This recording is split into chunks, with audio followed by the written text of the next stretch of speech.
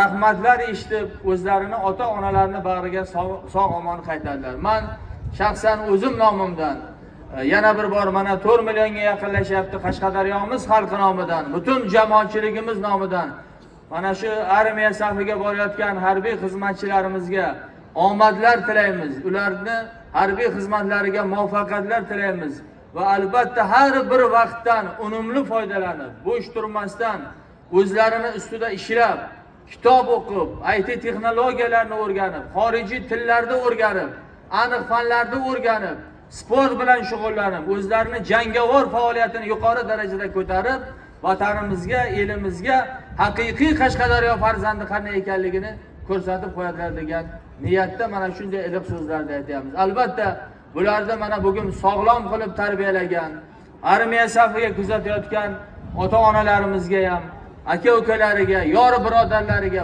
barchalariga o'zimizni rahmatlarimizni aytamiz.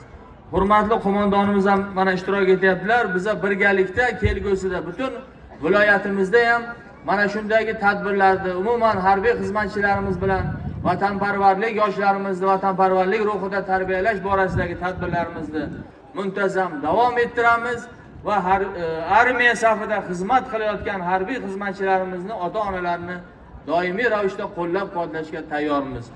Omad sizlarga, doimo sog' salomat bo'linglar. Katta rahmat.